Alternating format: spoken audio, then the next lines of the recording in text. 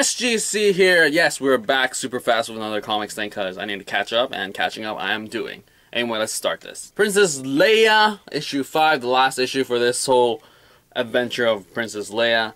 I would definitely say there's a lot of politics happening in this issue. I mean, there was in the 4th issue a lot more jargon, sort of speech-heavy stuff. And it's just like inspiration. I don't feel very inspirational about this whole thing, but I guess, I don't know. I'm not really into the whole Alderaan love, I guess. But I'm glad it exists. The 5-issue arc is done now. And now the mainstream Star Wars and Darth Vader are going ahead, and they have a crossover, so that's kind of interesting. Princess Leia, now it's back to the whole Star Wars group now. I mean, what am I saying? The original group. But it was an enjoyable read, though I would say Dodson's art's like hit and miss sometimes, because it's like inconsistently tight and not tight, and good and not so good. I mean, compared to like a whole graphic novel, say Muse, that's like interesting. And I mean, I guess that's what happens when you have a monthly thing. But Princess Leia, it's finally done. Enjoyed it. Thanks, guys. Airboy issue 2. Holy shizen. It's just crazy. The first issue was just great fun. The whole narrative about them being themselves and doing this whole crazy raunchiness stuff. Totally not for everybody, but this issue, where it went in the latter half, was interesting. I mean, the first half was like, whoa, they're going pretty crazy there. But I really enjoyed the storyline. The art is fun, and definitely there's a lot of great art in here, and I wish it could go on forever, but it's a limited series. But I mean, just the price and just the art itself is such a great read. Interesting color usage as well. I cannot wait for issue 3 because it's gonna be crazy. Chew, number 50. Holy crap, can you believe we have 10 more issues and we're done with Chew? I love the fight, the whole thing, where it's going, the whole series going. Though I just sort of wish that this issue was drawn out a lot more. The fight scenes were amazing, but I feel like we had this whole setup of so many issues, and to have it resolved in one issue was just kind of disappointing. But I mean, it's finally done. But I mean, still, it was just like this whole epic showdown, and I guess, I don't know, I just felt like this could have set up the next issue, 51, where epic showdown actually happens. But I don't know, Chew is great, Chew is awesome.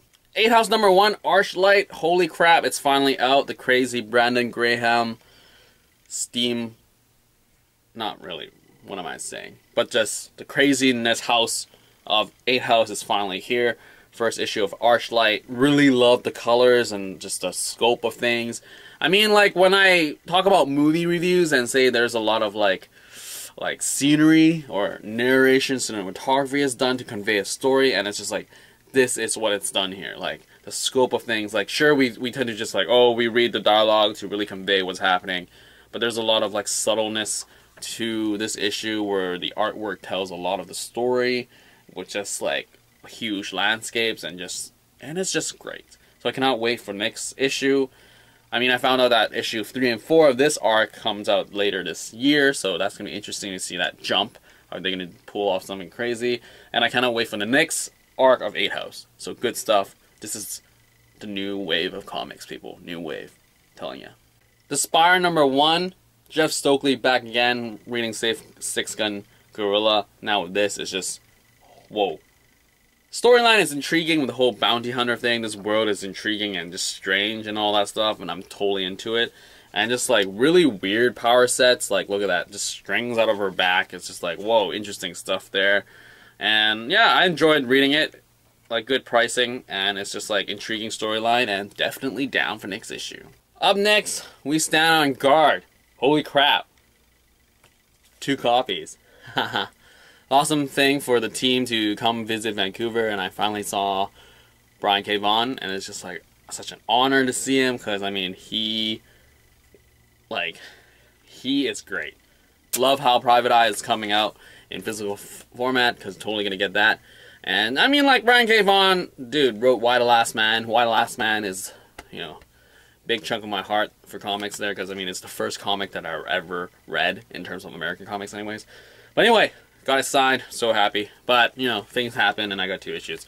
But, so if you do need an issue of We Stand on Guard, issue number 1, first printing, I got it.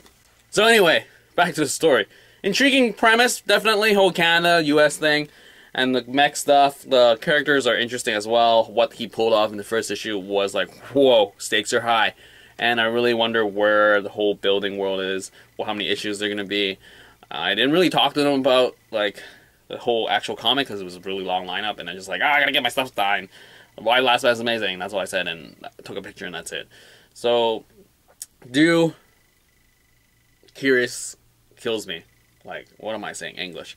But anyway, it's an intriguing storyline. The art is interesting as well, and I'm digging it. Cannot wait for the next issue. Next up, Years of Future Past, the whole Battle World Extravaganza, issue number 2. Really actually bought it for the Art Adams covers. Like, yes, you tell me to save money, or I'm saying I'm saving money, but Art Adams really, his covers are just really great.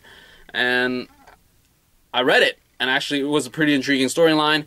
The first issue was intriguing, the second one as well. Cannot wait for the third one. I mean, I don't know much of Years of Future Past beyond the whole Age of Apocalypse thing, you know, the whole mutant things, but the artwork is fun here, the storyline is great, and I cannot wait for the rest of the series, and I'm actually surprised that I enjoyed it as much as I did, so that's great stuff. Cluster, issue 5. Holy crap, stakes.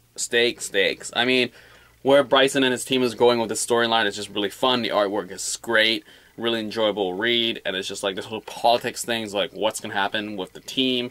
I mean, I don't remember any of the names because I'm horrible with names, but the stakes, like where they're going and her arm and everything, it's just like, whoa, it just got real, people. Just keep reading this because that's what it's saying, and I'm totally digging it. Cannot wait for issue 6. Next up, Little Marvel, Avengers vs. X-Men issue 2, another Battle World thing. This is whole Skottie Young thing, and I mean, Boulay has good art. I mean, they work together, so I feel like this is more of his style. Like, sure, both of them can draw this, but I feel Boulay, when he worked with Rocket Raccoon, it just didn't feel as right.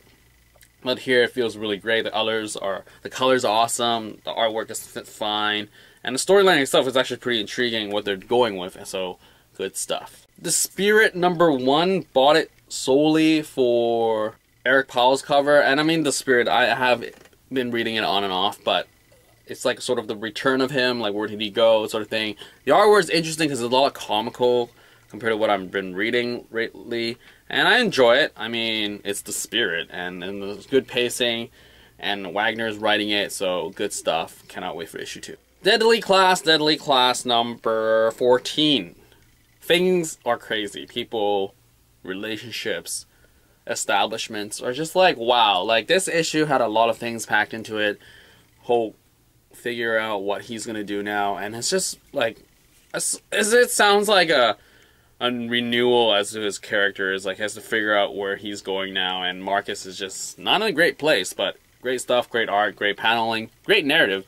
I mean, it's intriguing that they use this like side panel narratives, and I don't really like to read a lot of text in comics in terms of narrating, but I really enjoy it, and it builds, and it's just great stuff. Good stuff. Next up, Darth Vader number 7. Like I said before, they're going to be a crossover with Star Wars. That's going to be interesting, because, I mean, I wasn't planning to buy Star Wars. So they suckered me in. But who knows? Maybe it will be bad enough, or I don't know. I'm hopeful that it'll be good, but I'm just like, oh, another $4 for a comic. But Darth Vader going to Tatooine and just showing his, like, stuff around. This is great. Him feeling Luke out, and the whole vault thing, the whole hot thing, and the mercenaries.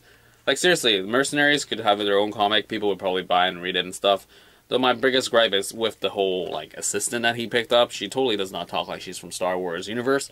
So that's the whole problematic with that. But Star Wars. Like, holy crap. Did you see that comic reel? Comic-Con reel? Holy crap. Just cannot wait. And just, I don't know. It just builds the story, and it was just good. Good stuff. There you have for this week's comics. Hope you found something that you enjoyed. If you have something, recommend it to me. I need a new tagline. But anyway, hope you found something that you liked. I don't know what I'm saying. That's it. This is it. Comics time. See you later.